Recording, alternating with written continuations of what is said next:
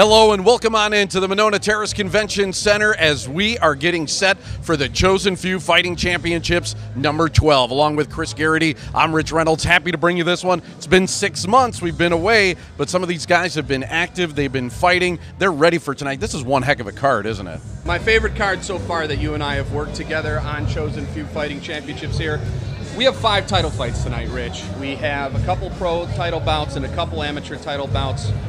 And it will be the best set of title fights we've seen so far. Wow, and that's high praise indeed. Let's talk about the fight that's right at the top of the card. We get to see the return of Mark Lemminger to the Chosen Few after he broke his nose in Chosen Few number 10, and he's going up against Patrick Delgado. What do you like about that matchup? That was Lemminger's toughest fight. We saw he had to really work in that third round, especially because his opponent wore him down more than anybody else had and done more damage than he'd ever been damaged before. Tonight he deals with a little bit different type of fighter in Delgado, who is a Brazilian Jiu-Jitsu specialist from Wisconsin here. Also, Delgado is, and we talked about it earlier, a grizzled veteran, I guess is the best way you can put it. He's been in a lot more fights than Lemminger. He's going to put up a lot tougher fight than anything Lemminger's had so far. It's going to be very similar, though, to the way we called his other fights. Can Delgado weather the storm? If he weathers the storm, we've already seen, you never know. That's the big question going into that one. The fight right before that, we see the return of Derek Anderson. We weren't sure if we were going to see that, were we? Dennis Anderson. Dennis Anderson, there we go. Dennis Anderson is another guy who's been fighting forever here in Wisconsin. I've called most of Dennis's fights. He's one of my good friends. I love the guy. We thought he was done. Yeah. He got a great win at the last Chosen Few, and we're like, okay, ride into the sunset, and all of a sudden Josh Sterry dangles a belt in his face, and Dennis says, hey, I'm coming back for the last hurrah. He wants to put that strap on, Rich. Yeah, and hopefully he doesn't put the hurt on me for getting his name wrong. I apologize. Sorry about that. A lot of names to get to tonight. One that also sticks out for me, Alex Easy Polizzi. We've seen him fight. He has been dominant in his fights. Goes up against a guy in Christian Herbeck who's 3-0. None of his fights have lasted longer than 78 seconds. One of them just 31 seconds. That's kind of intriguing, isn't it? The only way you can describe a fighter like that is wild card. If you haven't been past the 78-second mark, right. how's anybody going to know what you can do? Polizzi's going to find out. Polizzi's not an easy guy to knock out. Big, stocky guy, tough chin. So, man, that one's a tough one to call, too, because we know nothing about this Herbeck kid. All we know is that he knocks everybody out and then goes and parties. So We're going to see what happens here. Should be fun to see. Also, Dante Skiro getting a shot at an AMI belt. Yep. And we see Alex Gilpin also with a chance to defend his title. Yes, and Alex Gilpin is another fighter we like here. Madison Grown, Chosen Few guy, same thing with Skiro. So you get some of the old, but these are our exciting fighters. These guys are going to put on a good show. The title fights are really what got me here and what I can't wait for tonight. Yeah, it should be a great card up and down. Also, we're going to be joined by GM3. Yep. Gerald Mearshardt's going to be here all night long to talk about the fights with us. This should be one heck of a night here. I can't wait, Rich. I can't wait. No doubt. The fights are straight ahead. Don't go anywhere. Strap it down. Chosen Few Fighting Championships, number 12, straight ahead, right here on 57 Sports. Ladies and gentlemen, very exciting bouts for you this evening, culminating in our 5 title fights with our main event, Patrick Delgado versus Mark Lemminger, your champion, ladies and gentlemen. I have just one question for you folks. Are you ready for our first fight of the evening? Kind of? You just kind of want to see guys fight? I said, are you ready for our first fight? Let's go! First up, ladies and gentlemen, welcome to the cage, James Conan.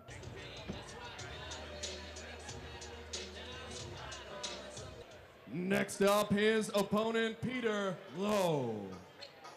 This is Peter Lowe, and Lowe coming into the ring with a decided disadvantage in height.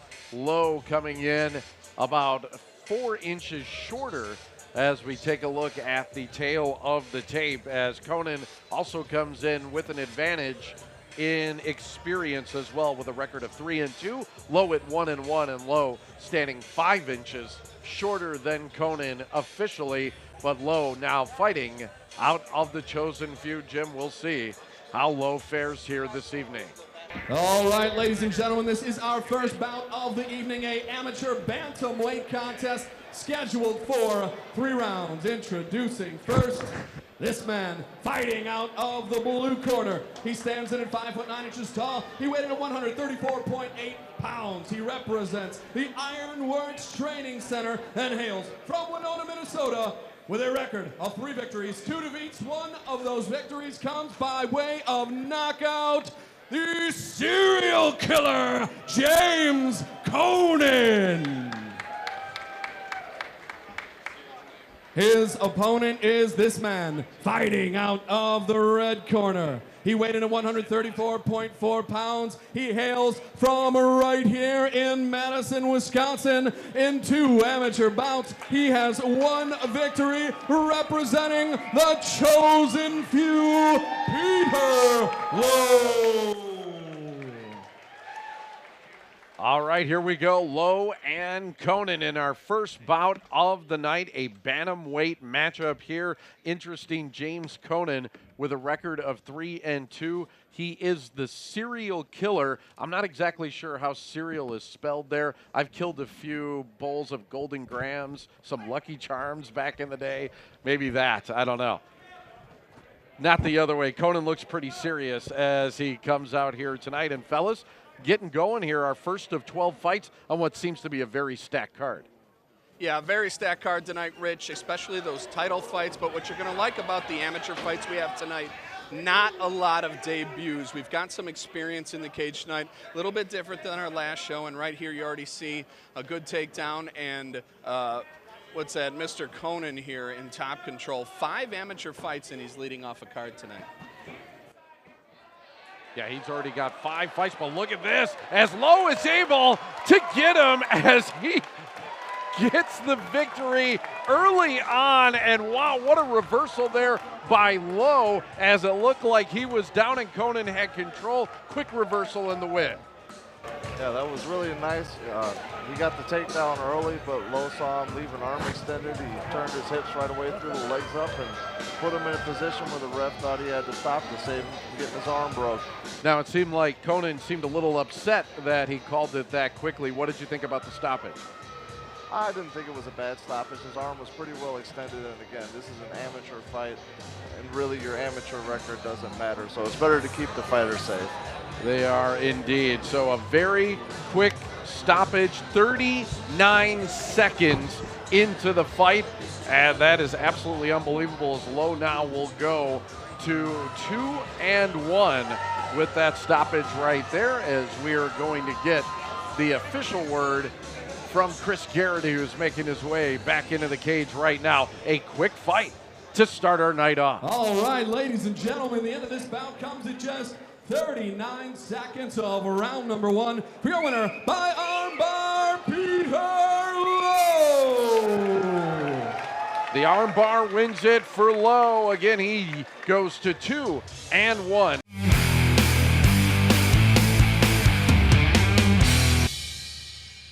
All right, ladies and gentlemen, it is main card time. 5 very exciting title bouts coming up for you. We have 4 champions defending their belts and 1 open championship in our co-main event this evening. First, we are going to start with our 2 amateur champions defending their belt. So, first up, let's welcome to the cage the challenger for your first bout this evening, Dante Schiro.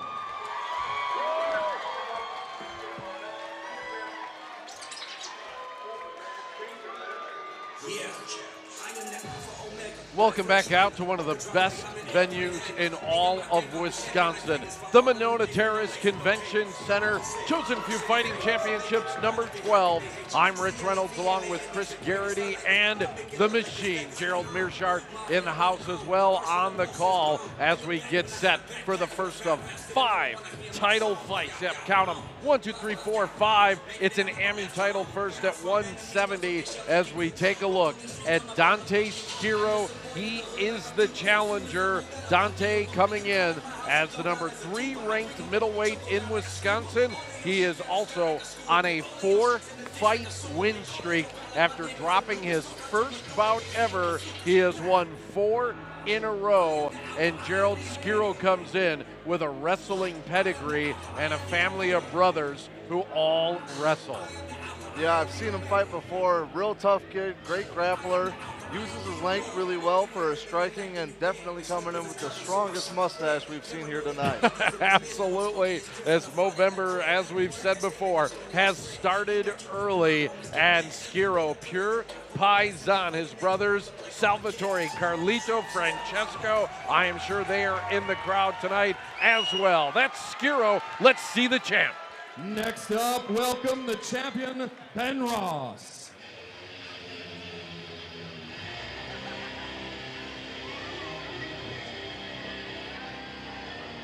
Sold out crowd here tonight, ready to blow the roof off this place with our title fights this evening. Very exciting stuff as we look at Ben Ross, who is going to be making his way to the cage. He's ranked as the #3 welterweight in Wisconsin. He is the one that holds this title at 170 pounds. He is 7-2 on his career. One of the losses that Ross had was to a guy who I just met again in the crowd tonight, Alton Cunningham. Cunningham beat him back on 8/22 of 2015.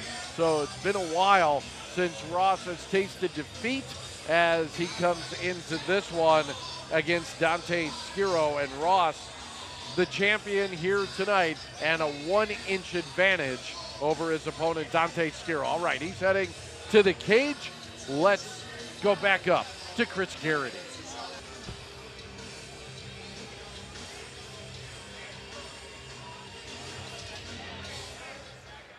Ladies and gentlemen, this 170-pound welterweight title bout is brought to you by Madison Overhead and scheduled for 3 championship rounds. Introducing first, this man fighting out of the Coliseum bar, red corner. He stands in at 6 foot 1 inches tall. He weighed in at 169.8 pounds. He represents the chosen few and hails from right here in Madison, Wisconsin.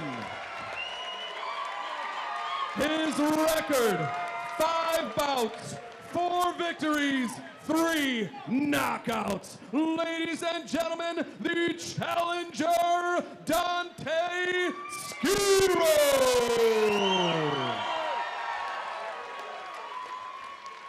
His opponent, this man, fighting out of the Harley-Davidson of Madison, blue corner. An impressive amateur record, 7 victories, only 2 defeats. He weighed in at 168.5 pounds. He represents the Ironworks Training Center. Ladies and gentlemen, he is the reigning, the defending, the undisputed, chosen few amateur welterweight champion, Ruthless Ben Ross. Big ovation for Dante Skiro. He is a La Follette grad, so right here in Madison, they know him and they love him. A big shot here tonight for Dante Skiro. You know, we talked about his grappling background, quite a good background as well for Ben Ross as a wrestler, as he wrestled at Winona State University. So both guys are going to want to get that part of their game going and get to the mat. Right now we see Dante pressing forward early, getting the hands locked with a big double leg. And now let's look for him to establish control and start going to work here on the ground as he's got into side control on Ben Ross. We have seen Skiro fight in almost every chosen few fighting championship, all the ones that we have done. He has been very active so far this year. In fact, for Skiro, this is his 5th fight of 2017. Seems like every 2 months he's in the cage. Now, I don't know if you talked about this yet, Rich, but how hard is it for a champion like Ben Ross to come out with a crowd not in his corner? Right. We did. I mean, the crowd, I mean, they know Skiro. He's from La Follette. They love him, and they are applauding everything that he does right now. This is a fired-up crowd here at Monona Terrace. And he is overwhelming our champion right now in the mount position. Looking to go for a mounted triangle here, which you don't see much anymore, Rich. Wow, and I think he's got it locked in. Rating blows down on the champion Ross. The crowd is coming to life. It's ground and pound, and it's over. Dante Skiro is the new AMI champ at 170 pounds, and he did it in the most impressive fashion imaginable. Absolute domination, Rich. Took him down, moved to mount position, locked in the mounted triangle, and beat his opponent until the referee pulled him off. Wow, what a showing by Dante Skiro. You know, one of the things that we've seen from him in recent fights is that he's added the striking ability to the grappling game. Today, everything was in play here from Skiro. Yeah, I mean, it was mostly a ground fight, but that's about as impressive a win as you can get via ground and pound. And I liked how he looked like a very seasoned professional in there when he came in the second time to get that mount. He didn't rush in too fast. He kept his distance. He even tried to land a strike on the way in. He took his time. When he did get to a good position, he established his control. He created space to allow him to throw devastating punches and get that good ground and pound from that mounted triangle. Beautiful performance. Absolutely. You would have thought Skiro was Ladies the and champ. gentlemen, Well, the he end of is this now. bout comes at 1 minute, 18 seconds of round number 1 for your winner by TKO and the new amateur welterweight champion, Dante Skiro. The strap moves over to Skiro, much to the delight of the faithful here at Monona Terrace. What a showing by Skiro. Let's hear from the new champ. You came into this fight a heavy favorite. You had the crowd behind you. How confident were you coming up against a champion like Ross? And I was as confident as I can be. I got the best training staff, best partners in the whole entire state. I got an amazing support system, my family, everybody that came out for me. I appreciate it. I want to give a thank you to my new sponsors, Thermostore, Advanced School Wrestling, Chosen Few Gym, obviously. I'm at a loss for words. I don't even know what to say. Thank God for this opportunity. I'm grateful. Well, you're the welterweight champ now. We're going to want to see you come back into the cage here, hopefully in January. When we do our next show, I want to talk a little bit more about this fight. When you moved in the mount and then set in the mounted triangle, did you know in your head it was over at that point? Yeah, earlier in the fight when I got the mount the first time, I saw him trying to turn over and he posted that hand on the mat real heavy, and I knew that leg could come over real easily. Didn't get it the first time. I want to punch him a little bit more. That second time, it's like stealing candy from a baby. I had to just take it right there, so that was it. One more time, ladies and gentlemen, your new champion, Dante Skiro. Everybody loves it. I have chills seeing one half of the Paisan powers of the Chosen Few get his first title, and the strap looking good on Dante Skiro. All right, that's just the first of 5 title fights if they're all that good. We're in for one hell of a night. Alex Polizzi, Christian Herbeck are next on Chosen Few Fighting Championships 12 on 57 Sports.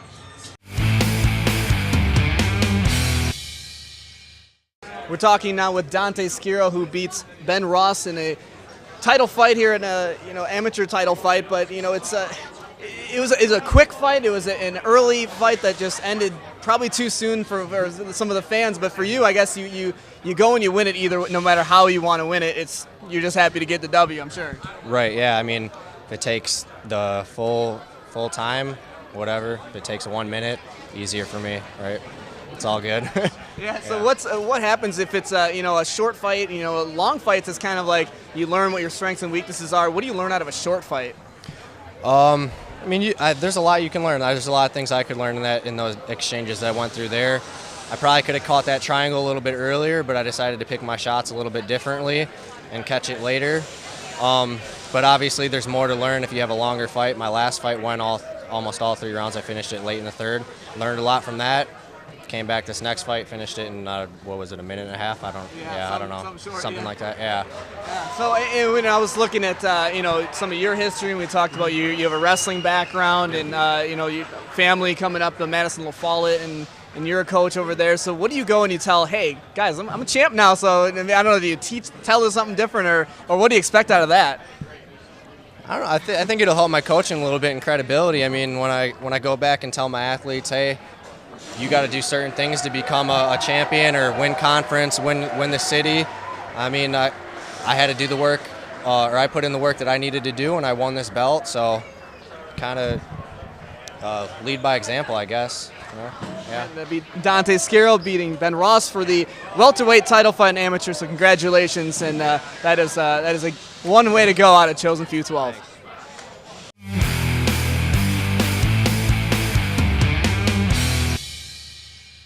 We move along to our second amateur title fight of the night. This at 205 pounds, the challenger making his way to the cage right now, Christian Herbeck.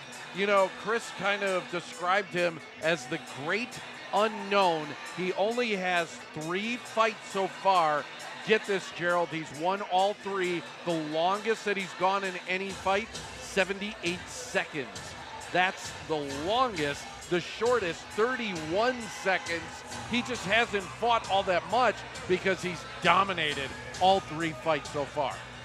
Yeah, definitely an unknown here because this is the first I've heard of him, but like you said, the longest he's gone is 78 seconds in any given fight. That's a dangerous test for anybody in that cage. Absolutely, all 3 wins. Well, one was by TKO, one a submission, one a rear naked choke. So he's got a bit of an arsenal coming in.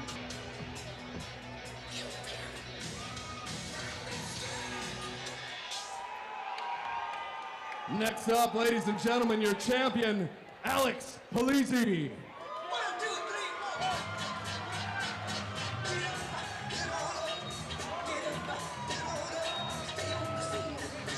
The crowd here at the Monona Terrace Convention Center still energized by Dante Sciro winning a title. Here comes the other half of the Paisan Powers. Right now, Alex Easy Polizzi, and in every fight that we have seen him in, and we have seen almost all of the fights that he has fought in, he has made it look easy. Gerald, this is one powerful fighter. Yeah, he's a tough kid. You know, great wrestling pedigree. Definitely utilizes it in the cage, but he's not afraid to throw his hands, and he's got some big power, and he is always looking for the finish.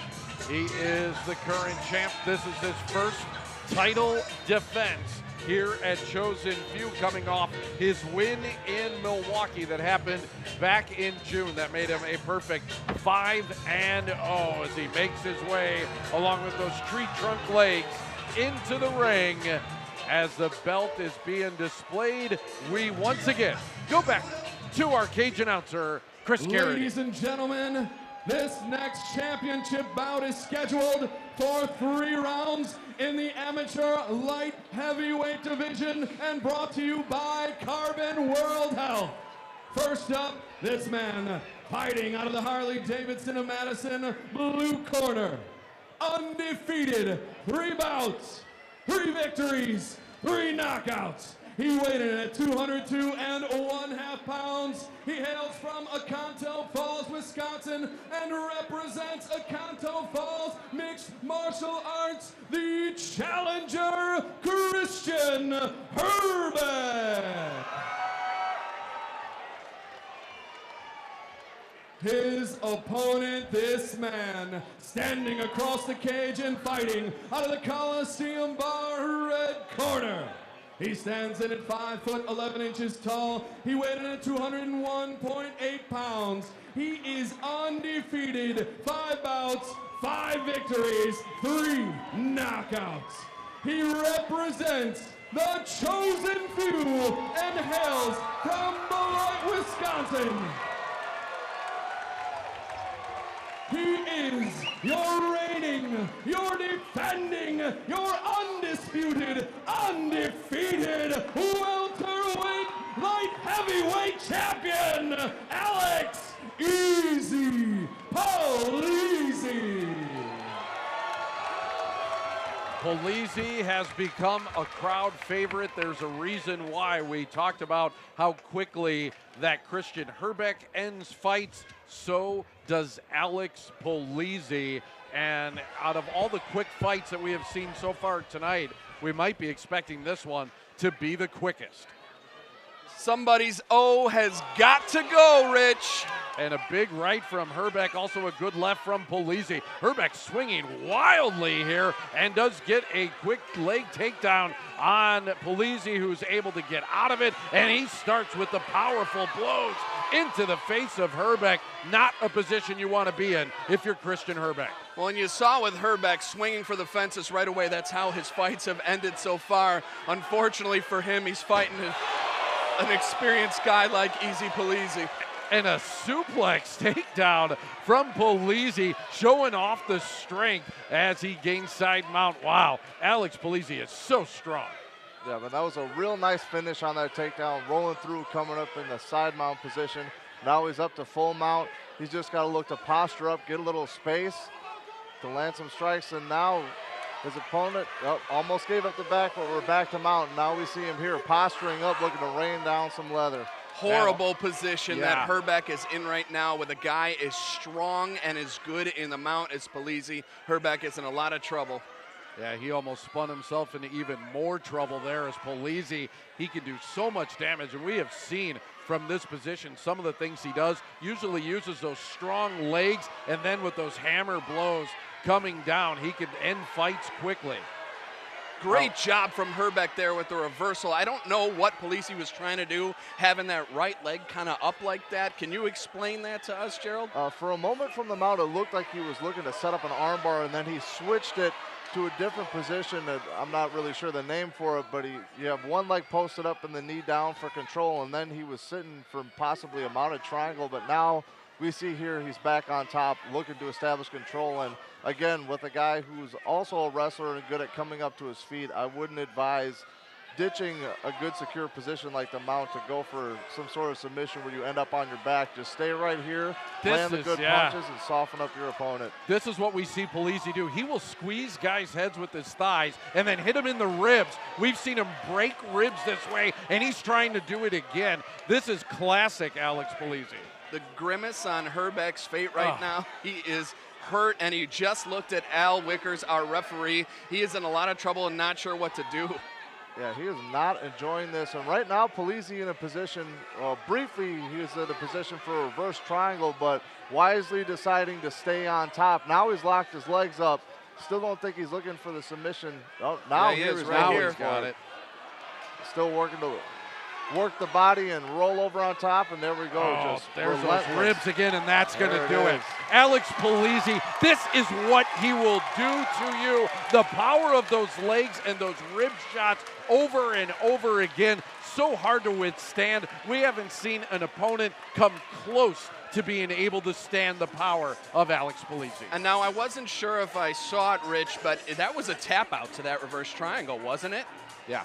Either that or the strikes to the body. I'm not sure how tight the triangle got. I honestly think it could have been just as much those strikes to the body as it was the triangle. Could have been. I thought he tapped out, maybe not, as it was kind of hard to see. He took a lot of punishment in a short amount of time.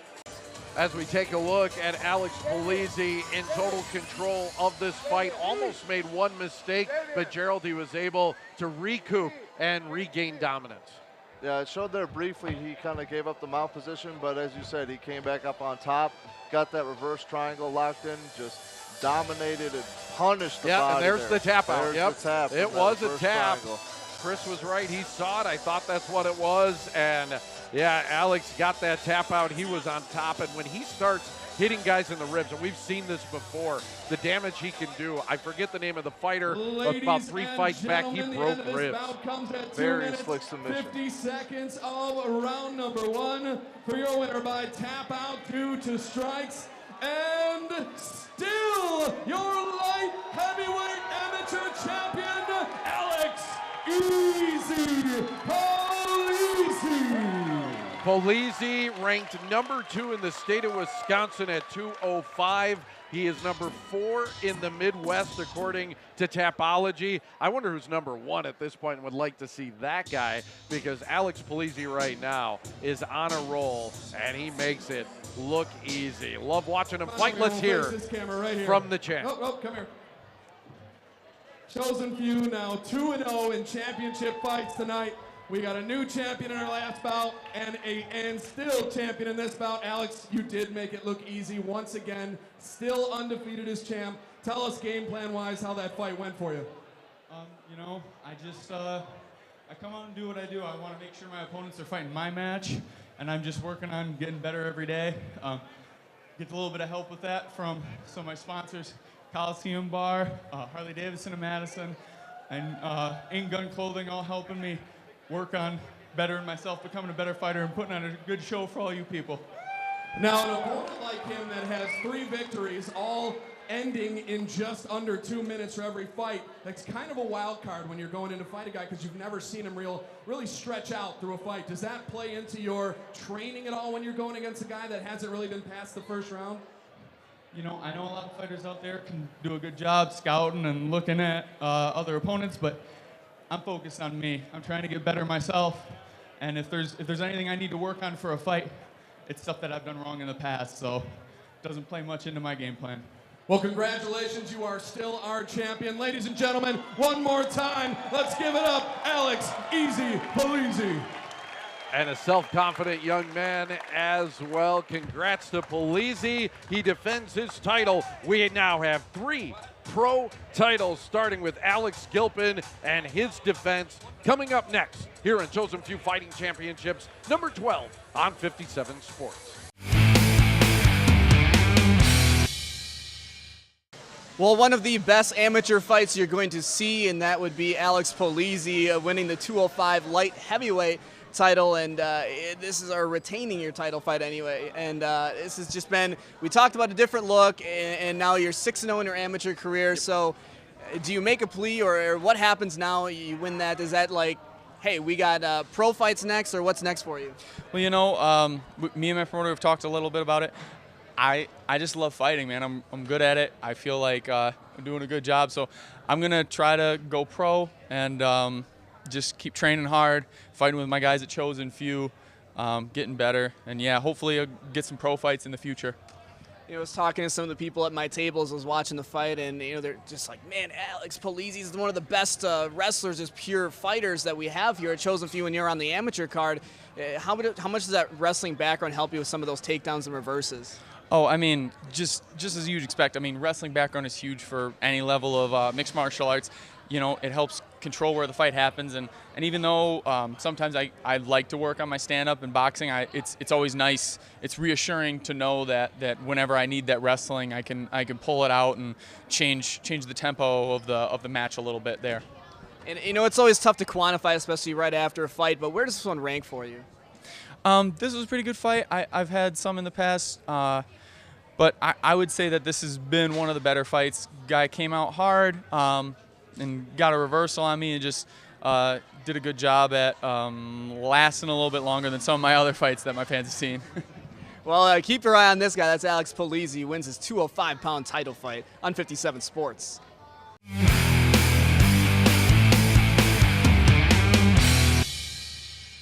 Three professional title bouts, 2 champions defending. Ladies and gentlemen, it's about to get heavy in here. We're going to have some good professional fights. So here we go. Our first bout, our featherweight professional championship. First up, please welcome the challenger, Brandon Apfel.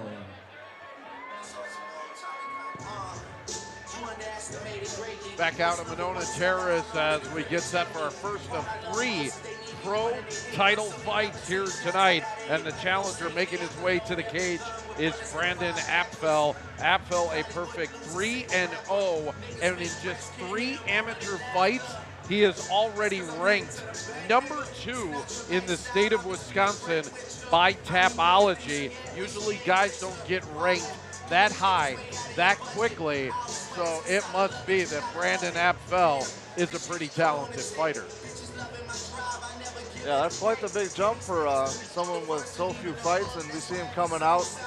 You know, he looks like a guy that must just get in there and scrap. And now your champion, Alex Gilpin. Well, we've seen number 2. Now let's see number 1 in the state of Wisconsin with a record of 8-1, a 4-fight win streak, and trying right now to make the second defense of his title at 145 pounds. Alex Gilpin, he is a huge fan favorite here at the Monona Terrace, and for good reason.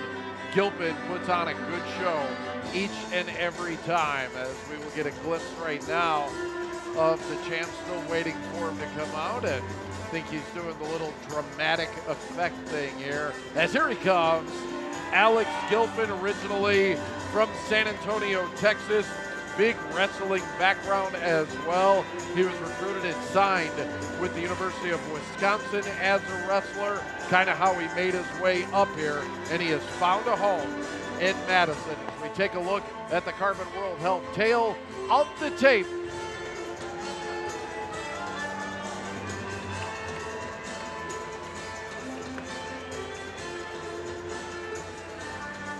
Ladies and gentlemen, this next bout is brought to you by Sups.com and features 5 rounds in the Chosen Few Featherweight Championship Division. Introducing first, this man fighting out of the Harley-Davidson of Madison, blue corner. He stands in at 5'9" tall. He weighed in at 144.8 pounds. He hails from Marquette, Michigan, and represents Lake Effect Brazilian Jiu-Jitsu and Muay Thai. He is undefeated. 3 bouts, 3 victories, 2 knockouts. Your challenger, Brandon Bad Apple Apfel. His opponent, this man fighting out of the Coliseum Bar, red corner. He hails from right here in Madison, Wisconsin, and represents the Chosen Few. An impressive professional record. 8 victories, only 1 defeat. 3 of those victories come by way of knockout. He stands in at 5'7" tall. He weighed in at 144 1/2 ready pounds. He is the reigning, the defending, the undisputed Chosen Few featherweight champion, Alex Gilpin.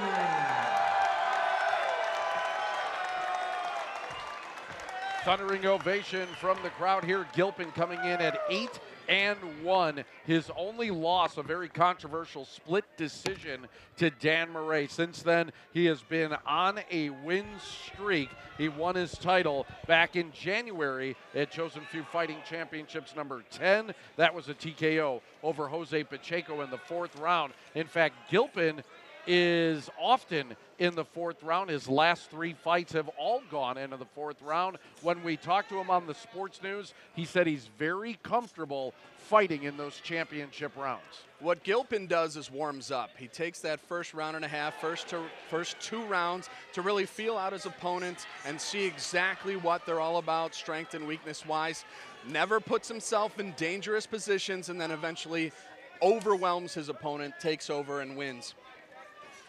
Gilpin can win in various different ways. He is a very good wrestler. In fact, he won the 2009 Texas 5A championship. That was back when he was 112 pounds and hailed from San Antonio, Texas. So you know that Gilpin is tough and knows what to do once he gets his opponent down on the mat.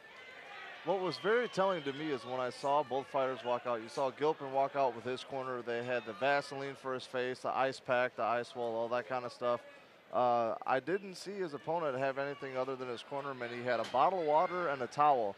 And what that would suggest to me is he's what you would call the gunslinger type. He just comes in and throws down and fights, not really looking for any methodical game plan. Now here he's trapped in a nice anaconda choke, and it looks like that's it. And that's it. He tapped out.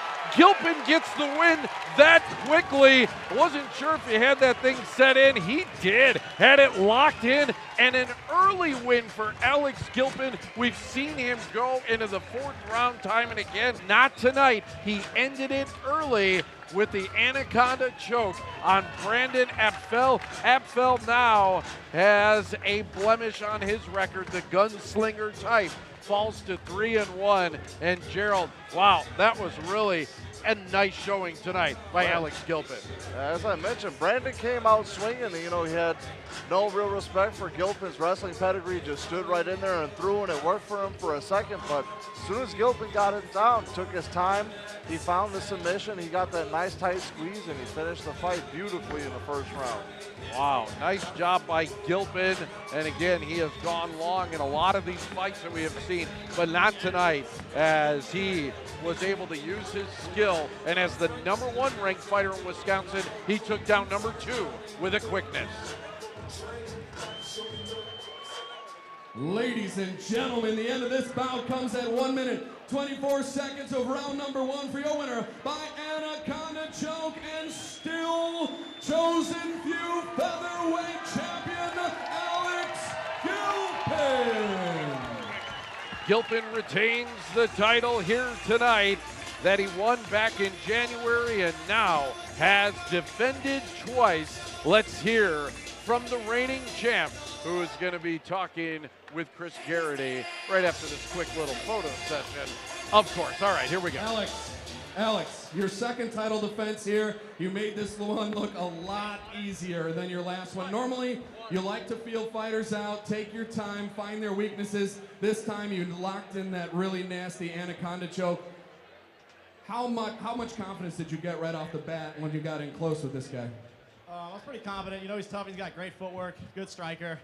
You know, he's fairly well-rounded. He's a lot of submissions, too. You know, I want to give your hands up for Brandon Apple for taking this fight. I really appreciate it. All right, so you're now 9-1, 2 title defenses. What's the next step for you? Where you want to go? You know, at 9-1 on paper, 10-0 in the real world. Sean Shelby, you got our number. Dana White, give us a call. If I need to get another winner, too, I'll do that, too. You heard it right here, folks. He's your reigning champion. I want to thank everybody for supporting me that came out, my family, my girlfriend, Dana Pulver. I love her for taking care of my diet. Thank my sponsors, Sups, Coliseum Bar, Harley Davidson of Madison, Duluth Coating Solutions, and Carmen World Health, I'm sorry. Your 2-time defending champion, Alex Gilpin. Class act, Alex Gilpin, even thanking the girlfriend for keeping him on track with his food. Nice job, man, and another impressive win. We got 2 more title fights coming up. We'll do that next here on 57 Sports. This is Chosen Few 12, and I'm here with Alex Gilpin, who defends his title in the featherweight, in the title fight against Brandon Apfel. And it was a fight that, you know, your 10th pro fight. You know, what do you make of now your title defense, your second title defense, your 10th pro fight? Yeah, it was good, man. I got the win. I got in, got out, no damage, and I'm ready to go again. So. Well, we heard you make a plea for the UFC, or, you know, at least to say, hey, maybe I'm ready to take that next step. That's definitely the next step for you? You know, I'm not too outspoken all the time, and it seems like the direction that's going is if you don't call your shot, you might not get it. So I don't know what that did for me, but hopefully it didn't hurt me. I don't think it did. So, and, you know, been reached out to a little bit, so, you know, hopefully a few fights and it'll happen. So. Well, I imagine that was part of at least your goal as a fighter to come up and now a professional fight to defend your title for the second time. So, if we don't see you there, what's the next step for you? Well, after tonight, we were looking at a fight, possibly actually traveling overseas to Finland in November. So, they wanted to wait and see how this fight went. So, you know, I'm good. I'm fresh, healthy, ready to get back to training. A quick fight ends up having you are very healthy right now, and that's Alex Gilpin, who ends up winning this fight, a featherweight fight, and this is Chosen Few 12 on 57 Sports.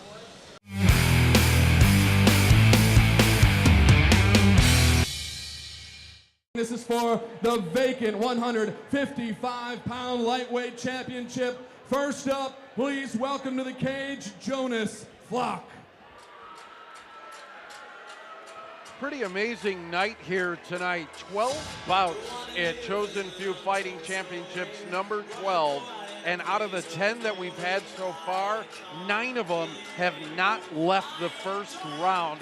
Gerald, you just don't see that too often. No, it's been a great night of fights, and keep in mind, these have been really good matchups. They're competitive fights up until the finish. One guy's just a little bit better and takes advantage of it. But, you know, here we'll have to wait and see if it's going to be another quick finish in this title fight. Jonas Flock a little early for Halloween as being led in by the Stormtroopers. He's donning his Darth Vader mask, and okay, I don't know if that makes me think he's taking this seriously or not seriously at all. Not quite sure, and if you're wearing that kind of stuff, why not come into the Imperial March? Just a thought, Jonas. Anyways, you know, everyone's got their own way of getting ready for a fight. If this keeps him loose and, you know, helps take the pressure off a little bit, then you know what? You got to do what you got to do. You're all for it, as GM3 likes it. Okay, Jonas Flock, you see him there on the Carbon World Health tail of the tape.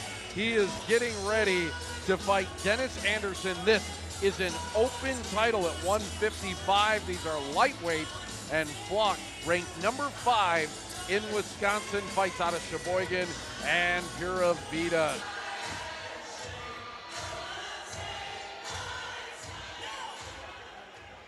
Next up, his opponent, Dennis Anderson. You know, Gerald, I think the funniest thing about the way that Jonas Flock came into the ring with the masks is after they threw the masks out, you kept the Stormtrooper mask. Hey, he threw it to me. As far as I'm concerned, it's my Stormtrooper mask now. So you got yourself a souvenir. I love it. As Dennis Anderson is coming into the cage now, and DA came out of retirement to beat Jimmy Zidek. That was back in January at Chosen Few number 10. We weren't sure we were going to see Dennis fight again. He decided to come out of retirement one more time, and why not when you get a chance to fight for a strap? And that's what's on the line. Boy, the enticement of the title will make you do some things, won't it? And more power to him. You know, Dennis has been around at least as long, if not longer, than I have on the Wisconsin MMA scene, so it's great to see him get in there and scrap one more time. Everybody excited to see him back in the cage as they were back in January. He looks ready to go. We'll head back up to the cage and Chris Carity. Ladies and gentlemen, this bout is brought to you by Coliseum Bar and features 5 rounds for the vacant Chosen Few Lightweight Championship. Introducing first, this man fighting out of the Harley-Davidson of Madison, blue corner. He weighed in at 156 1/2 pounds. His professional record, 6 victories, only 3 defeats. He represents Pura Vida Mixed Martial Arts, hailing from Milwaukee, Wisconsin, Jonas "Joe Nasty" Flock.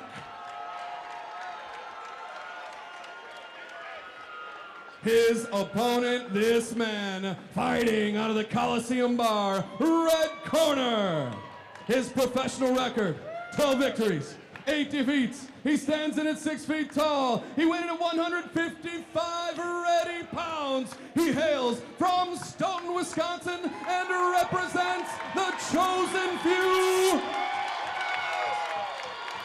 Ladies and gentlemen, Dennis Anderson. This is an educated fight crowd here at the Monona Terrace. They know they're fighting and they know they're fighters, and they give it up for guys that they've seen fight over and over again and fight in some great battles. And that's why you hear the roar of support for one Dennis Anderson. Anderson, Flock, ready to go, as this is just underneath our main event. So our penultimate fight of the evening. And Anderson, I thought it was kind of funny for a guy that has used submissions for a lot of his career. Recently, when we interviewed him on the Sports News, he said in this fight, he wants to stay on his feet. Well, you always want to stay on your feet with the Pura Vida guys. They are jiu-jitsu specialists in that gym. And Dennis is susceptible to submissions. Anything around the neck has given him problems over his professional career. Guillotines and triangles especially. So, again, if you're in Josh Sterry's, if you're a Josh Sterry in his corner, Damian Decora, Kane Rizzo, those guys over there, you're telling him you have length and reach on this guy. Stay striking. You're going to be able to land. Definitely use your reach, use that long jab. establish that you have that room to work, make him not want to close that distance, and pick him apart until you see an opening and can ultimately knock him out. Good to see Anderson back in there again. We weren't sure if we were going to see him again after his win over Jimmy Zidek back in January. Now, in that bout, he did a good job of getting down on the ground and then using his elbows to secure the victory. Spent the whole fight introducing his elbow to Jimmy Zidek's cheekbones. It was nasty, it was bloody, and it was beautiful all at the same time. Elbow technique isn't something that truly can be taught. I believe a lot of guys are just natural artists when it comes to the elbow. Obviously, Gerald would have a little bit more insight with that. But there are guys that just cannot swing the elbow the same way and use those cutters like Dennis Anderson can. Right. On the feet, there's definitely a lot of technique to elbows, and there's a lot of ways to use it to hurt people. But on the ground, you just got to be mean. And a lot of the old school fighters, you know, will use any tool that we have available to us to inflict pain. And if you're going to hit a guy on the ground, why not use a part that's not padded? It was mean. It was bloody. You talked about that, and I'm glad you called them cutters because that's what he did to the face of one Jimmy Zidek. So right now, the fight going exactly how Anderson wants it. He wants to be on his feet in this fight, and so far, mission accomplished. And he's taking his opponent off his feet with a good combination. Rushed in a little quick there, threw a flying knee, and now he ends up on his back. He's working for a submission right away, controlling the head and the wrist. So far, so good for Dennis on the ground, but Jonas establishing some control on top. Nice hematoma developing under Anderson's left eye from an overhand right from Jonas earlier. We're going to see how that takes its toll too, because it's a little low right now, but if he keeps hitting that spot, Dennis's eye is going to close up from that thing. Anderson almost had a look on his face as he rushed in too early, like, I can't believe I did that. As he got a little excited, but he did land some good blows. He's back on his feet right now and looking good and looking to add some more combinations and scoring here in round number one. That overhand right is landing almost every time Dennis throws it. As long as he leads first with the left jab, he just needs to stick with that 1-2 combo because he's eventually going to knock Flock out if he keeps it up. Right, Flock has to come to Anderson in order to take him down or really to do anything at being the shorter fighter. As long as Dennis can use that jab every time he sees Flock step in, he'll have a lot more success. But now we see Flock closing the distance and getting a nice takedown and securing side control. And a great job from Jonas Flock there. That's the way he has to win this fight. And ending up in side control is an extreme positive, especially when you've got a longer fighter underneath you. It pretty much takes away anything that that Dennis's hips had for him in a guard or a half guard. And a strong takedown there, yeah, and you see Dennis right now getting an elbow to the bottom of his chin as well, trying to work out of that. As the ref's right in front of us, we got to use the screen behind us to see what's going on here, but Dennis is in a bit of trouble. Yeah, right now Dennis has to get his hips moving. He's going to try and trim and at very least regain guard, if not find a way to get back to his feet. Possibly trying to inch closer towards the cage, see if he can't use that cage wall to walk his way back up. I want our cameraman, if he can, next time they turn, to get a good look at Dennis's face. He has a second hematoma now coming up under his right eye. Both eyes are at risk of closing, and it's only the first round, Rich.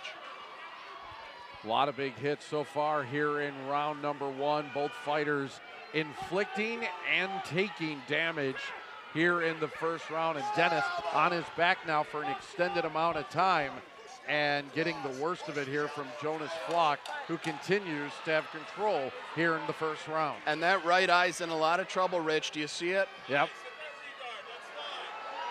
Now some strong punches here from Flock as Anderson's able to make it out of the first round. Both guys taking some shots, but Anderson in some trouble as we go to round number two here on 57 Sports.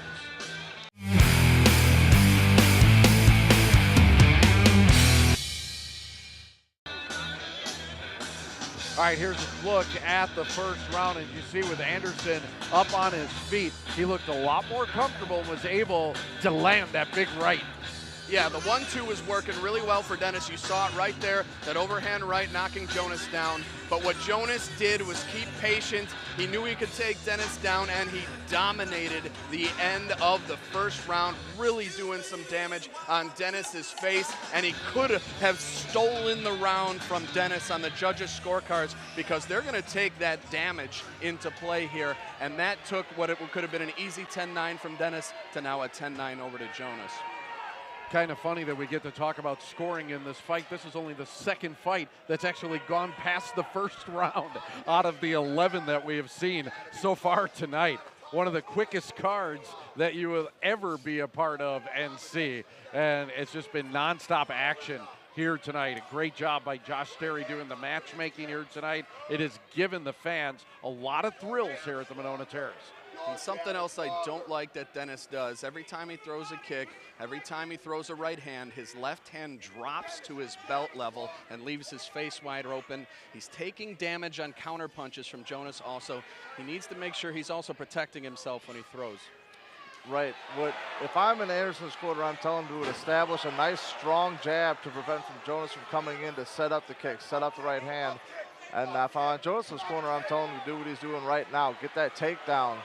And now the face of Anderson has been ripped wide open. There is blood above the eyes coming from, it looks like, I believe, the forehead, and coming out. So in the last fight we saw him against Zydek, it was Anderson that was able to open up the forehead. This time it's Anderson that's sustaining the damage. I've seen a lot of Dennis's fights, Rich. I've never seen his face tattooed up like this before. This is the worst beating he's taken so far that I've seen. Give credit to Flock. He's been landing knees in here, punches, everything. Anderson doing everything he can to try to get out of this, but Flock takes him down once again. Oh, but he gets an underhook. He comes back up. He's going to be on top here. Flock holding on to that headlock, but Anderson ultimately coming to his feet up to the back. Nice reversal. You know, in most cases with a fight like this, you say, hey, you got 5 rounds. Take your time, feel your opponent out. I don't know if Dennis's face has 5 rounds, and you're going to have to watch Al Wickers, and our referee here, and to see how he takes a look at that blood coming from Dennis and those eyes closing up, because he might call the doc in the ring in between round here, or just in this round at some point, because Dennis is starting to look pretty rough. Exactly. Right, red stream of blood coming down, but the crowd trying to urge Anderson on, and it's almost like he's been able to feel them here in the second round. It got him off the mat and back to the position he wants to be in, and that's within striking distance of Flock.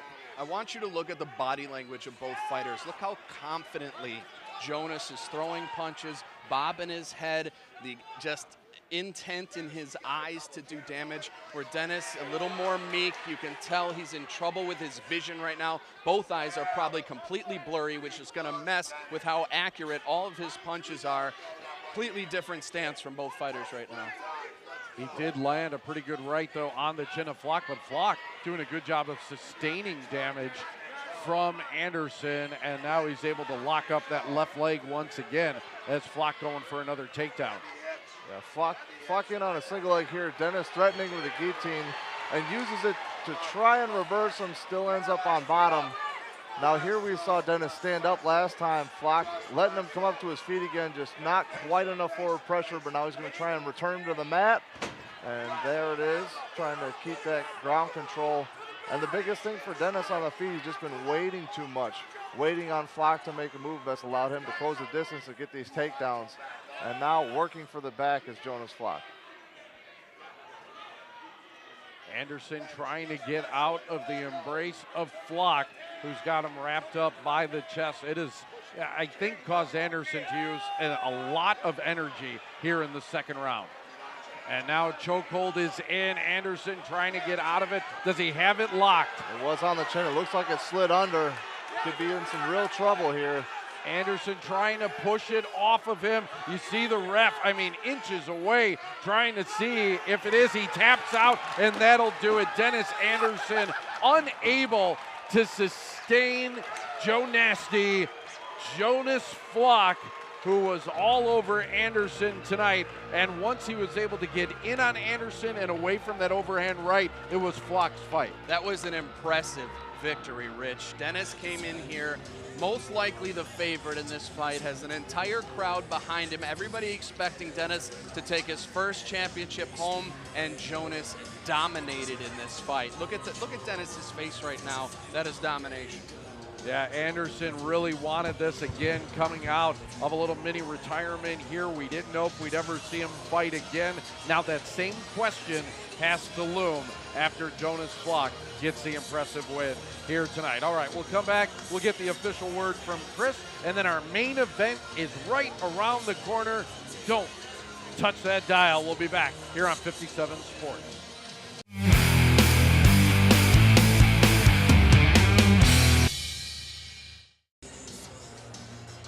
All right, back for the replays here of this lightweight pro title fight, and Dennis Anderson, a bit of a bloody mess here in the second round as Jonas Flock was able to take it to him.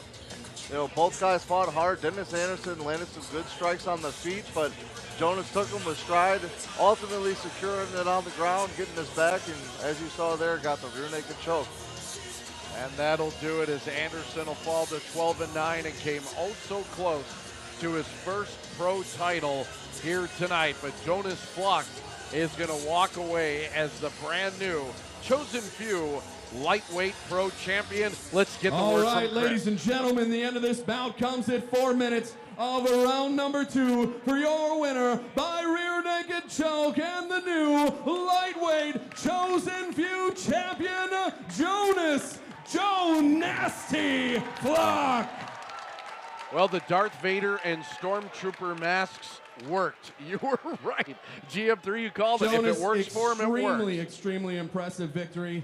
You dominated for most of that fight. You had a taller, longer fighter that looked like he had a striking advantage in the beginning, but then you started lumping him up, took him down, was really dominant on top, landing those punishing blows and really lumping up his eyes. Was that the game plan from the beginning, to get on top? The game plan was actually kind of working on my stand-up a little bit, but opportunity presented itself to get the takedown, so I took it when I had it. Well, and you really changed your game plan, and it worked well for you in that second round. It seemed like you knew once you got him to the ground, you were going to be able to finish him. Tell us a little bit about the choke at the end. How are you with rear naked chokes? Is that one of your favorite moves? Not really my favorite, but definitely a staple. Something I can feel pretty confident sinking in. Had his back, didn't quite have my hooks in. Being by the cage, I kind of kicked out his left heel, able to get my hook in. From there, it's just rotating him to the side, get the other hook, get the choke, flatten him out. Well, once again, extremely impressive victory. You are the new champion here at Chosen Few, our new lightweight champion. Folks, let's give him a big round of applause. Jonas Joe Nasty Flock.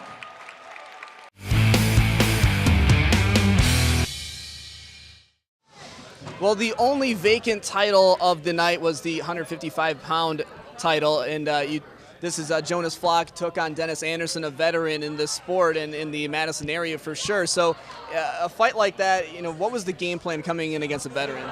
I had actually seen Dennis fight in January. He fought one of my former teammates, Jimmy Zidek. So I watched that tape a lot. Kind of got a game plan.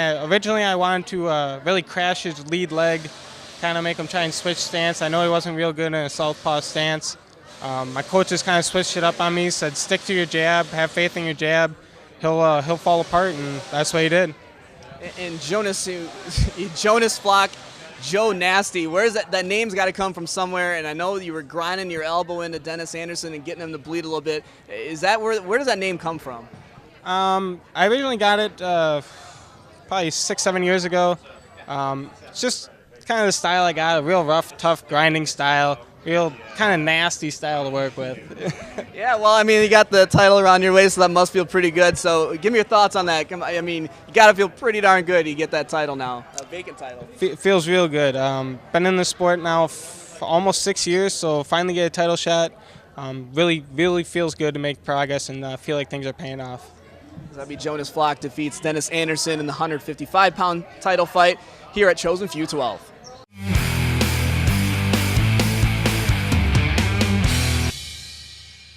Championship history First up, let's welcome to the cage your challenger, Patrick Delgado.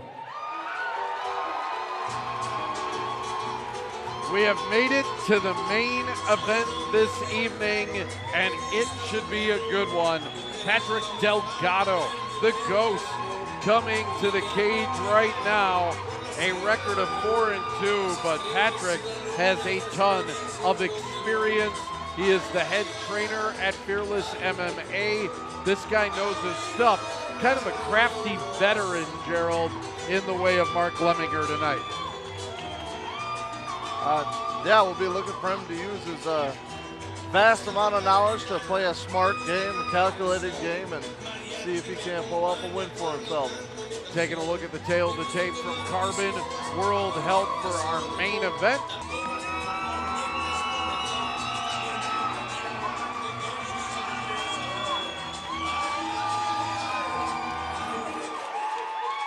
Next up, your champion, Mark Lemminger. It is not a stretch to say that Patrick Delgado has his fans in the house here tonight, but they don't compare to the amount of noise being made right now by the Champions fans. Mark Lemminger, they love this guy here at the Chosen Few Fighting Championships.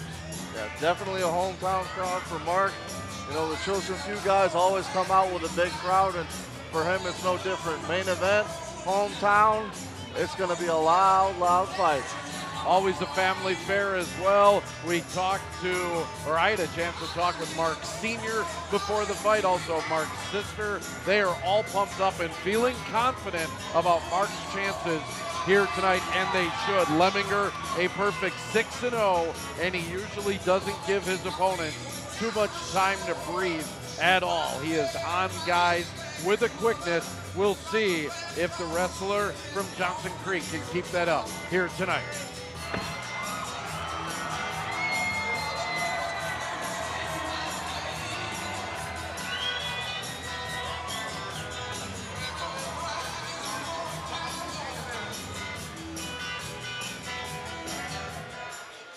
Ladies and gentlemen, this bout is brought to you by Harley-Davidson of Madison and sanctioned by the Department of Safety and Professional Services Program Director Adam Burkhalter. Your cage side physician for this fight, Dr. Nestor Rodriguez.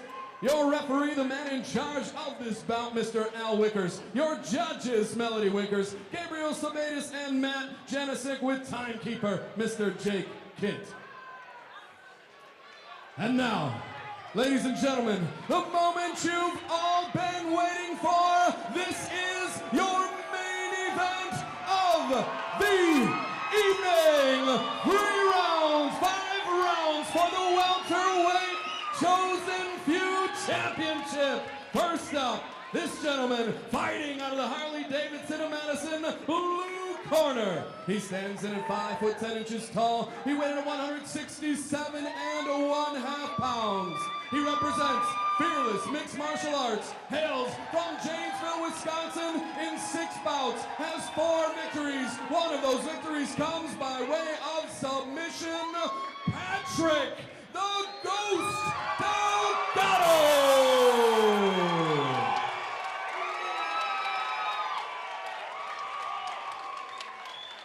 His opponent, this man, standing across the cage and fighting out of the Coliseum Bar, red corner. He hails from Johnson's Creek, Wisconsin, and represents the Chosen Few. He stands in at 6 feet tall, weighing in at 168.6 pounds. He is undefeated, 6 bouts, 6 victories, 4 knockouts. He is your reigning, your defending, your undisputed, undefeated Chosen Few welterweight champion, Mark Lemminger! Listen to that sold-out crowd here at the Monona Terrace for Mark Lemminger as he looks to defend his title against Patrick Delgado, and everybody loves him here with good reason. He's ranked number 2 in the state of Wisconsin. The last time we saw him was back in January when he won a title versus Brandon Suber. That match, very bloody. We'll talk a little bit about it as it goes along, but he broke his nose in that match, and we didn't get to see him in chosen few number 11. He did fight, though, in Milwaukee at the top of the card back in June and got himself a victory, so he hasn't been inactive for 9 months. He's fought recently and has fought well, and it's good to see Mark back in the chosen few cage. Chosen few's most dangerous fighter, in my opinion, Rich. This guy has the beginnings, the makings of everything a professional fighter should have. He's got height, he's got length, he's got just, if you look at the way his body is built, his legs, his tree trunk thighs, everything is perfect with this guy athletically. He just needs to sharpen up this part of his game right here, his striking. And everybody wants to come see him do just that. In fact, some celebrities here tonight, besides the three of us. D. Biznatch from WJJO is here in the house. So is Ron Dane, the Heisman Trophy winner, came out tonight to watch all of the action. Good stuff, as we also have Dorn View, the WBF Super Featherweight Champion of the world here. Lots of good stuff here tonight and lots of good action all night long as we see Lemminger in a spot where he seems to always be comfortable, and that's within 2 inches of his opponent. He likes being right on top of his guy. And elbows and knees are dangerous from Lemminger, and he's been throwing them here. He caught Delgado with a big punch that put him against the cage, and now he's going to try and finish him off here in the first. Right now just imposing his will, constant pressure against the cage, looking for this little dirty boxing, sneaking shots in there.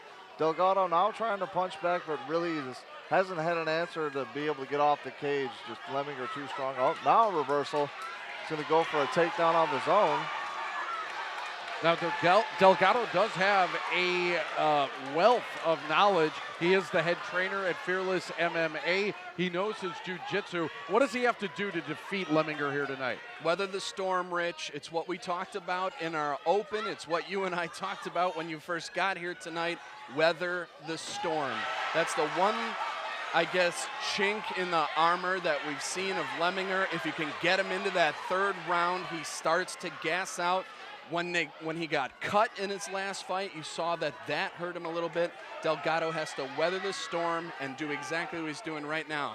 Looks like Lemminger has a cut on his right cheek right now. Nowhere near as bad as the bloody mess that we saw his face when he had a broken nose against Brandon Suber in that fight. He still doesn't know how he got that broken nose, and they've been trying to figure it out. His dad tried to figure it out. They've never been able to figure it out, but it seems like he's recovered well and is back at it. I thought when we saw that live, Rich, I thought that we saw an accidental headbutt. That's what I thought too, and that's what I tried to tell his dad. His dad said they don't think that's how it happened. So, not sure. I'm still going with that. I tried to convince his dad that was the case. We got replay, you know? We got kind of that kind of stuff. We could see it as now. Lemminger also has a cut over that left eye. Yeah, right now Delgado's had a little bit of success. He had another standing elbow against the cage earlier, and he's been attacking that single leg all night and had one very brief takedown and just keeping Lemminger off balance enough to be on his heels for the past couple minutes. And now he seems to be the aggressor, just working some knees to the thighs, just trying to wear Lemminger down. And as we were saying before, weather the storm and kind of wear on Lemminger to make this fight perhaps go into the third, fourth, fifth round. We're almost 4 minutes into this first round. Delgado doing a good job of weathering the storm so far, but now Lemminger gets the takedown that he wants and is back on him, not allowing Delgado to breathe. Now, Delgado is not in a great position here, but what I was going to say right before that takedown, what I don't see in Delgado that I saw in Lemminger or other opponents is fear. You can tell Delgado does not fear Lemminger in the least, and he's doing what he can to impose his will the same way Lemminger is trying to do that to him. Excellent point. Intimidation, such a factor in these bouts. We saw it earlier tonight in a couple of the bouts, but we're not seeing that right now from Patrick Delgado. Right, Delgado earlier actually going for a standing arm lock, trying to reap that elbow across if nothing else, to make Lemminger uncomfortable, perhaps open up that single leg he's been liking or reap the leg for another takedown. But again, he's the aggressor pushing forward against the fence, trying to work this little arm lock and dirty boxing against Lemminger. 10 seconds left in the round. Kind of interesting that we saw Lemminger actually look up at our screen to take a look at the clock, almost like he was trying to just get to the end of round number 1. That is happening right now. He gets there. So not sure the strategy on that one, but Delgado feeling pumped up and confident after the first round. We'll come back for round number 2 here from the Monona Terrace on 57 Sports.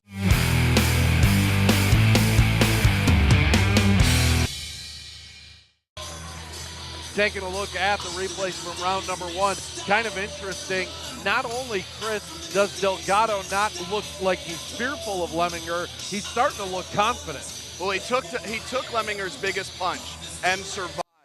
That's going to give anybody credit. When you survive someone's best power shot, you know you can win the fight at that point. And what I loved at the end of that round, if you have a DVR, folks, rewind, what you're going to see is Delgado did some sneaky body work up against the cage. He took the fighter with the big, the muscle fighter, the fighter that's going to have that lactic acid build up. He took him and he did body work. That's going to wind you, that's going to deprive those muscles of oxygen because you're drawing those deep breaths into your lungs. It was good, sneaky body work in that clinch. Just looking at the two fighters after one round, it looked like Lemminger took the brunt of the punishment in round number 1. He comes out bloodied already here in round number 2. The corner doing some work on him in round number 1, but one of those cuts was right above the left eye of Lemminger, and that could be problematic.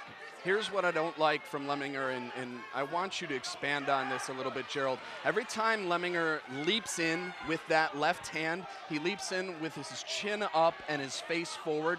He doesn't have his kind of eyes up in that, what do you want to call it, full metal jacket position. He's got his face and his chin wide open, and Delgado's been able to land counter punches because of that. Right, it seems all night, anytime he's closed the distance, or really any strikes he's thrown, he's been kind of upright.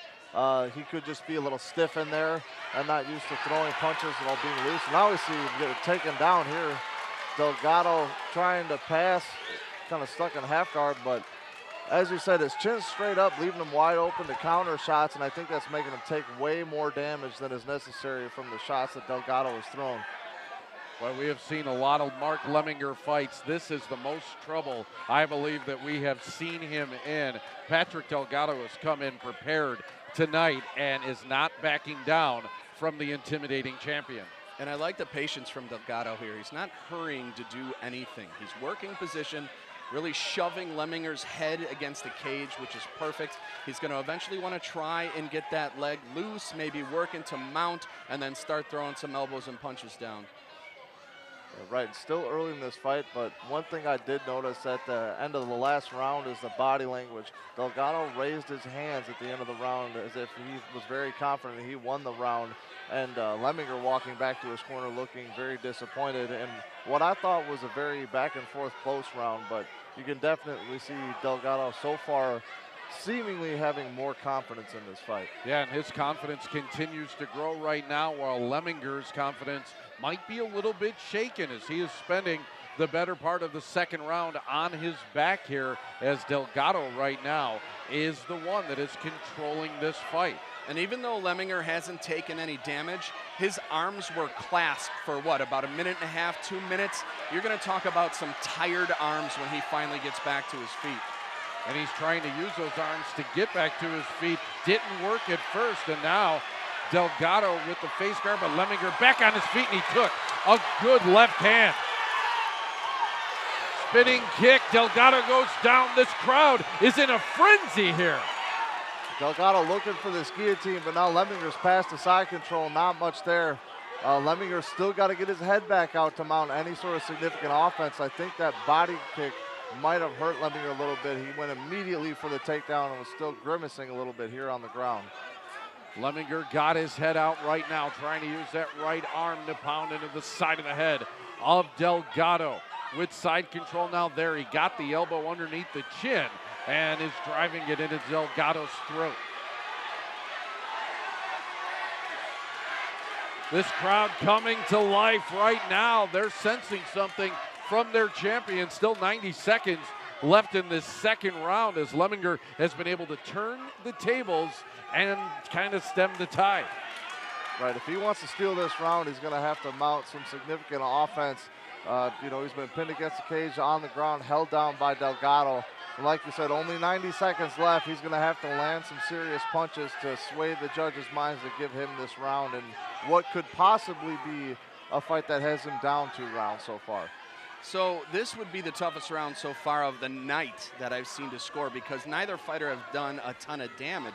It's really just the difference in who controlled the first half of the round to who's controlling the second half of the round. Do you like Lemminger's position because he's inside control and able to throw more punches, or did you love the fact that Delgado was in half guard before but also kept from really creating any damaged positions there? So an extremely tough round to score for any judge. Pretty important final 30 seconds to the round right here, as sometimes that often tells the tale for judges as they'll use that last 30 seconds of a close round to score the round and sway it one way or the other for a fighter. And in a round like this, I think that's exactly right. If Lemminger throws a few more punches, lands a little bit more, I think he's going to take this round, and we'll see where it goes from there. 10 more seconds here. Blood everywhere right now. Lemminger looking to land a shot, but Delgado gets an elbow in as the second round comes to an end. One of our more intriguing fights of the night, and it's happening right here in our main event. Lemminger, Delgado, round 3 next on 57 Sports.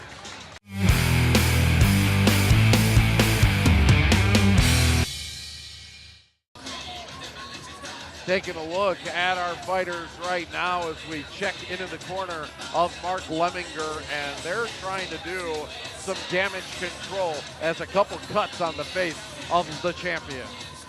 And right there you saw Delgado landing those shots because Lemminger was standing straight up the way he was. Anytime Lemminger threw a punch, he was leaving his chin wide open. So that is definitely something to look for if this fight stays on its feet in the third round. Well, you talked about it earlier. Lemminger, when he goes into these later rounds, appears to get gassed. So it's going to be important to take a look at Lemminger and how fresh he looks as his fight starts to go along. Now, in his defense, we've only really seen that once. So we'll see if he's improved on that cardio a little bit. That was, 9 months ago. So he's definitely, I'm sure, done some work since then. We'll see if it pays off right here against Patrick Delgado, who is giving him everything that he can take and more. And again, what I was looking at the end of that round as well was body language. Delgado seemed to be the fresher, more excited fighter, and Lemminger again looking maybe puzzled that his wrestling wasn't having as great of effect as he used to, but there he lands a nice right hand trying to put Delgado on his heels and put his own stamp on this fight. And I like that was an intelligent move by Lemminger there to let Delgado back up. The last thing you want to do with a Brazilian Jiu-Jitsu specialist is jump in his guard because that's exactly what he's expecting of you. So even though you might not be as crisp a striker, you're longer, you're heavier handed, he's landed a couple big shots so far. It was extremely intelligent in a tiring third round now for him to let him stand back up instead of blindly rushing in for a kill. And it looks like Delgado might have opened or has an open cut now on the inside of his left, or the left side of his nose, actually. Not getting into the eye, though, right now, as it appears, but it is starting to stream down that left nostril, and he's sniffing it up, and it's bothering him. Well, that looked like a bridge cut a little bit, and it happened after Lemminger took control of that second round when he took him down. We saw a little bit of blood trickle, so yeah, we'll see how his breathing gets affected from here on out. Yeah, he's been breathing heavy, kind of snorting. He's been pawing at it a little bit, and it's in his head a little bit, and it allows Lemminger to get a couple shots here and a couple good rights by the champion. And we've seen a confidence shift here, Gerald. Look at Lemminger's body language now compared to the second and first round. I think he thinks it's his fight at this point. Right, it looks like he's turned it around much more comfortable, much more willing to let his hands go, which is what he really needs to do here. Maybe take a chance on the feet, get your energy back, catch your breath, and try to land some of these hard strikes. And I think he's starting to realize that, hey, I can stand up here and I can throw with this guy and I can have success. Well, and at some point, you have to go back to your instincts in the gym. He's got to know, I'm bigger, stronger, and faster than this guy. I don't care what he can do to me because of that. So this is the type of confidence you're seeing out of Lemminger right now. Lemminger using his boxing skills right now to score some points against Delgado. And now we'll use that wrestling that we've come to know and love to get a takedown and get on top of Delgado. I think he's a little high right now for the finish, but he's definitely threatening with that head arm choke. He's going to try and use that to establish control. He's looking to sink down a little bit, close off those carotid arteries with Delgado's shoulder and his other arm. It looks like this could be pretty tight. It's tight, but Delgado's doing the right thing. They call it answering the phone, Gerald. Explain how that stops a submission from blocking off that blood choke. Well, what that's supposed to do is create a little space between the shoulder and that side of the carotid on the neck. But if you've got a good enough squeeze or a good enough position, the old saying is if you answer the phone, no one's going to be on the line. It's a defense that doesn't always work, but it's better than nothing. And now here we see Delgado still okay. The choke's just a little high to pose any real threat. But you also have to know this, Rich. There's two different types of chokes. There's air chokes and blood chokes. Air chokes, a fighter can feel himself going out, and that's where you get a lot of taps from that. Blood chokes are almost instant. You feel fine, you feel fine, you feel fine, boom. The carotid stops the blood from going to the brain, and you just pass out and then wake up with a monster headache. So this, with a choke like this, Delgado might not even think he's in trouble till he's out and the referee's waking him up. That's a very good point. And to that point, most chokes will stop the blood flow into the brain. If you hold it maybe not quite as tight but a little longer, it can stop the egress, meaning the blood leaving the brain and still work. But now we see Delgado here out of trouble. Well, not out of trouble, out of the choke, and now in the guard of Lemminger. Well, I got to tell you, Chris Garrity, Gerald Mearshart, excellent analysis. I love listening to it. It is a pleasure working with you guys each and every time as you're breaking this action down right now. And everybody at home that's watching, I hope you're enjoying it as much as I am bringing it to you with these fine fellas. This is good stuff, and good stuff right now from Mark Lemminger, who all of a sudden, when he looked like he was in trouble in that first round, has gained control of this fight. Well, even though there's more bad in this round for Delgado, the one good thing is he hasn't panicked yet, even when he's a lot of trouble with that choke. We're going to see now, though, how much energy he has coming out for this fourth round. Absolutely. We'll see if the panic starts to set in as Mark Lemminger is turning the tide here in this championship fight. We go to the fourth round next on 57 Sports.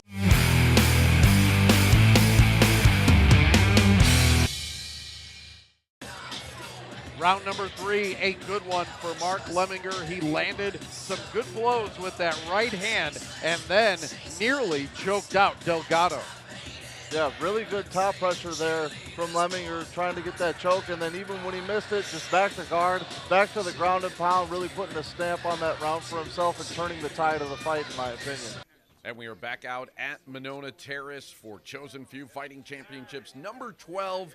Finally into the main event. Round number 4 we go, in what has been a very tightly contested fight between the challenger Patrick Delgado and the champion Mark Lemminger. And Lemminger and Delgado seemingly content right now after a few very close rounds to kind of gain their wind back here.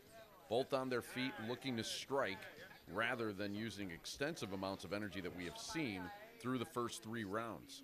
Also seems, too, like this crowd is ready to explode at any moment as there's a highly anticipated finish here. We have seen Lemminger at the top of cards before and finish opponents off in an exciting manner. It's why the crowd is so much behind this fighter.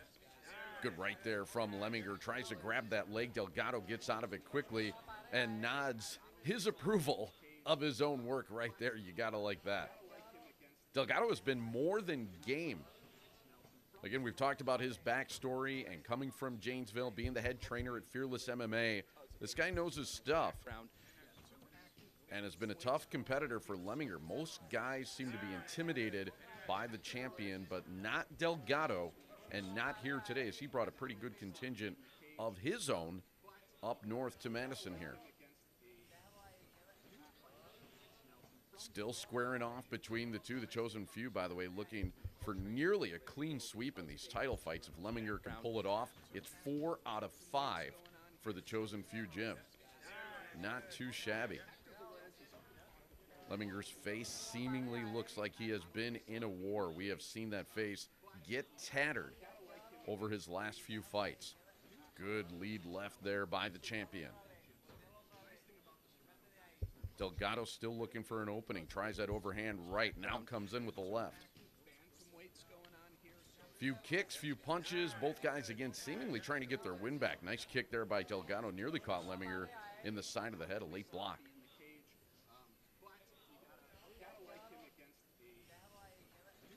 Still looking for an opening here. Delgado tries the right once again. Couple good exchanges as Delgado backs off.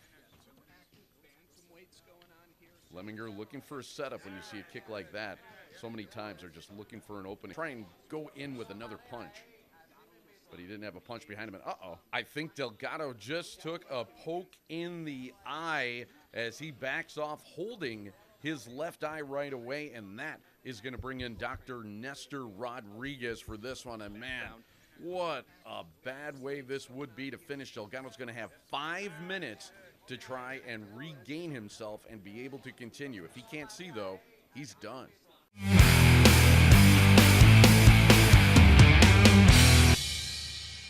Both fighters spending the entire fourth round on their feet so far, but a shot there that Patrick Delgado took that right now I'm not sure he could withstand.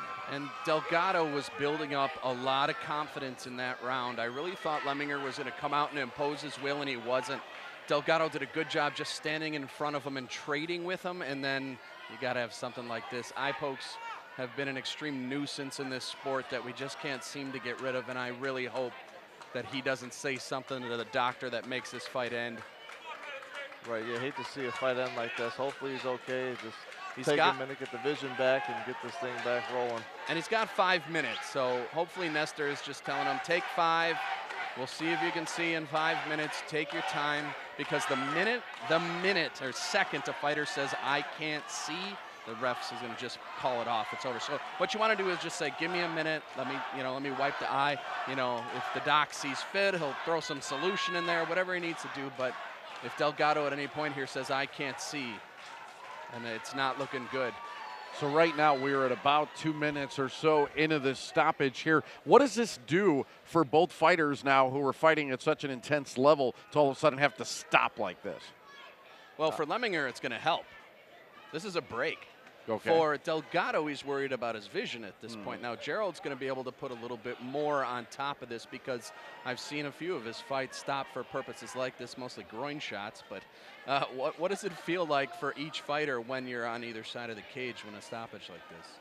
Well, it'll maybe take a second to get back into the flow of the fight. When you're in there throwing in those exchanges like they have been this whole round, they've just been on the feet going at it. Might take a second or two to get back into the swing of things, but like you said, it's definitely a rest for Lemminger.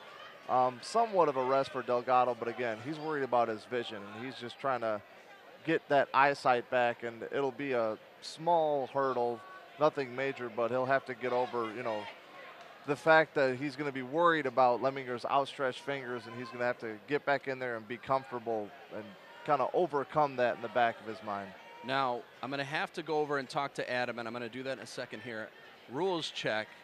If the fight ends now, they might go to the scorecards. See, that's what I was wondering too, yeah. So I'm going to go check. You guys, hold on. It looks like Nestor doesn't want him to go yet. I'm going to go check with our commissioner and see what happens if this fight gets stopped now. I'll be right back. Yeah, very interesting. I was wondering the same thing, as, again, those rules can vary from state to state. And so Adam right now is coming, it looks like, into the ring. Is this going to be a stoppage then? Well, he's going to tell Nestor, he's going to go talk to Nestor, most likely. He's talking to Al, kind of secondhand what Nestor was saying. But I just conferred with our program director, Adam Burkhalter, that And it looks like Nestor's going to stop him from fighting here. I think this one's over. And if it does happen, we go to the scorecards the way it is right now. Once the fight passes the halfway mark, the rules go to the scorecards, and then the fight gets judged. Well, let's talk about what we think those scorecards might contain. The first round, I think Delgado had it. Is that the general consensus? I would say yes, although when a fighter like Lemminger lands shots and they're as powerful as they are, judges see that more than the little work that Delgado does.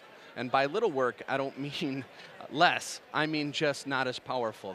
Those shots reign a little bit truer in judges' minds. And I'll give you an example. Anybody that watched a Carlos Condit versus Robbie Lawler fight in the UFC, Robbie Lawler ended up winning the fight.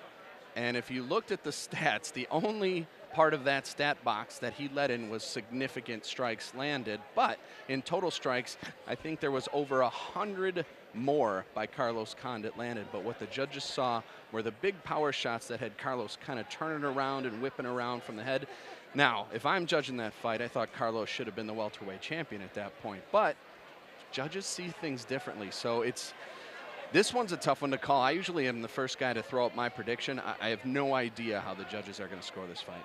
Right, this is a really close fight, especially to be stopped now. But in MMA, more than any other combat sport, boxing, anything else, there's definitely an ooh and ah factor. The bigger shots definitely. Yeah, we've hit that 5-minute mark, and that is it. Patrick Delgado cannot continue. The eye poke causes him to stop the fight, which means we are going to go to the scorecards. We are all in agreement. We think that this is too close to call. We'll see what the judges have to say as we'll get the official announcement from Chris Garrity. Is Mark Lemminger still the champ? We'll find out when we get back to the Chosen Few Fighting Championships number 12 on 57 Sports.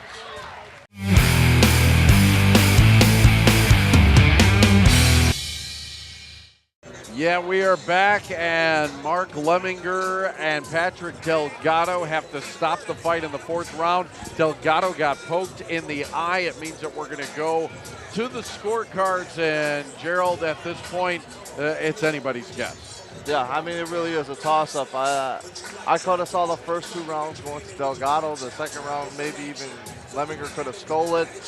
3rd round, definitely Lemminger had it, and how they're going to score this round, who knows? They were both on the feet. All right, ladies and gentlemen. Back and forth, so we'll take a look and see. I want to explain what's going on here, and then I want you to give these warriors a big round of applause. So we had an accidental eye poke.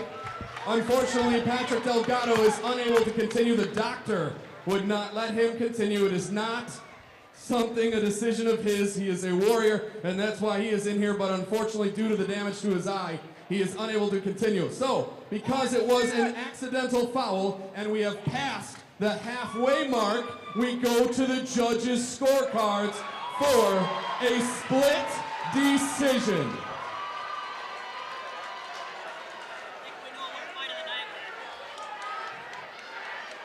Judge Wicker scores the bout 29-28 Delgado. Judge Janicek scores the bout 29-28 Lemminger. Judge Sabetis scores the bout 29-28 in favor of your winner by split decision. And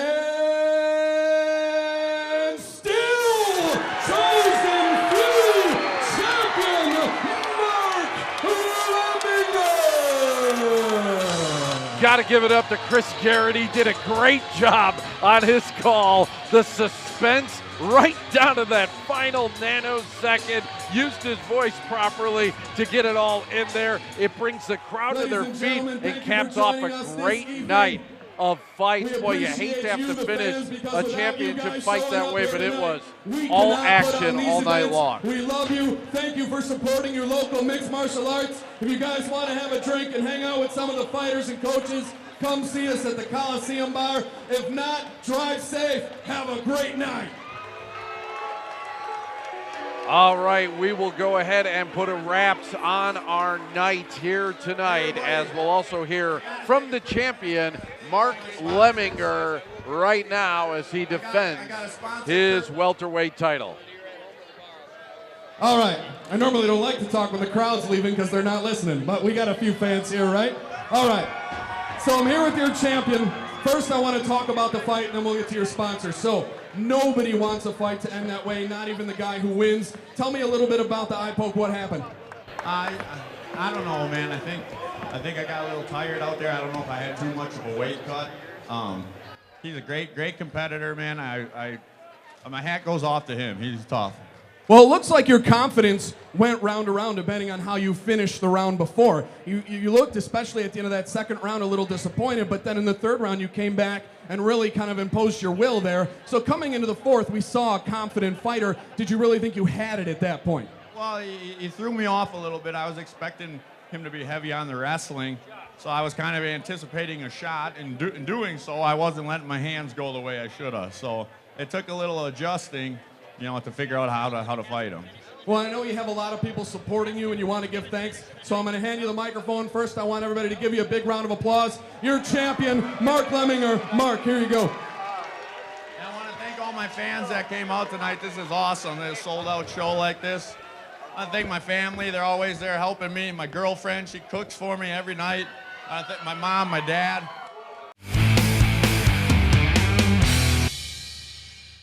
Well, Chosen Few 12 ended with a heck of a fight. It maybe didn't please some people, but in the end, it ends up being Mark Lemminger who retains his title, the welterweight 170-pound title. And talk about that fight a little bit. Obviously a fight that ended with an incidental eye poke that ended the fight against Patrick Delgado. Yeah, it's unfortunate how it ended. But I went out there and I guess I could have done some things a little different, but you live and you learn, and I'll be better next time. Well, I guess, it does end up going to a split decision because it went more than halfway, but do you look at that fight, you had to have said, man, it's up and down, I have the momentum, Patrick has the momentum. Is it as close as it looked? Yeah, I didn't expect him to fight the way he did. I was anticipating him to be real heavy on the wrestling and a lot of shots. So it kind of threw me off a little bit. It took me a while to adjust and figure out what I needed to do. It was a good learning experience, and that's the way I got to look at it, Well, we just got done talking about how close of the fight that was, and in round 3, you swept the leg of Patrick Delgado. He fell down, but you gave him the chance to get back up, and we know you guys know each other well. So what does that say about your friendship in the ring? I don't know. I don't know if it says much about the friendship. He's a great guy, real nice guy. But I did that because I thought I was going to get the better of him on our feet. Okay. So I wanted to fight on the feet. I wanted to land a hard shot and hurt him. I wasn't able to. The eye poke happened before that was able to happen. So it was more strategic than anything, but still you do end up winning the title or keeping the title in that split decision. So congratulations on that. The welterweight champ remains Mark Lemminger at Chosen Few 12.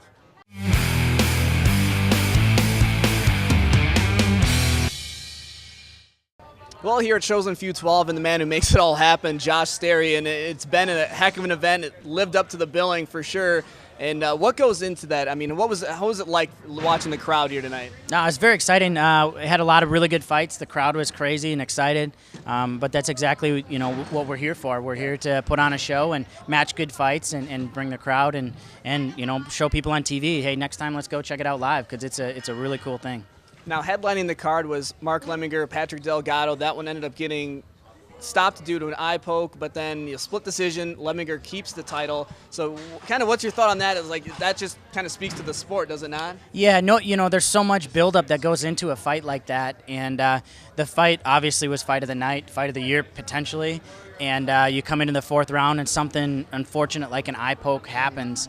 And that's why there's rules set in place. And a lot of people don't understand that, but because it was an unintentional eye poke and it went over half the rounds, which is 3 rounds, they go to the judge's scorecard. So it was a split decision even at that point to make it even crazier. Right. But who could have asked for a better fight? The outcome was unfortunate, but what an amazing fight for these two warriors for sure. A lot of support from the crowd for both of those athletes as well. And then we talk about a guy like Alex Polizzi, who's 6-0 now in his amateur career, but he's a guy that we've talked to you in the past, like how hard it is to get people to match up against him to take the fight. So I don't know, what does he have to do to earn a pro fight? He's there. I mean, he's already proven everything. He's beat undefeated guys, #1 ranked guys. It doesn't matter. So he's proven it. He's ready. We're going to give him that opportunity probably in January. Awesome. That's good to see. And then real quick, let's just look ahead to that January fight. So what's the date on that? Do you have anything finalized? Yeah, January 27th, we'll be back here at the Monona Terrace. We've got a card that I've already been working on, and we're working on some awesome female fights that I know people are super excited about, so hopefully we'll make that happen. I was going to say, I hope you see some chicks fighting, because that's always a crowd pleaser and always good fights. And we will have that for you on Wisconsin 57. This is Chosen Few 12, signing off.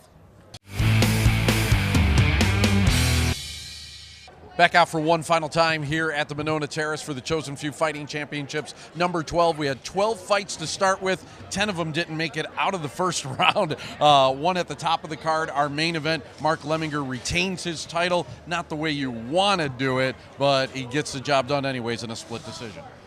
To quickly recap the overall, like you said, with 10 of the fights not making out of the first round, I've been to shows that this has happened before, to where a crowd is bored, the fights are no good, there's just sheer dominance. We did have some dominance tonight, but even in the quick fights, very exciting, a lot of skill shown tonight.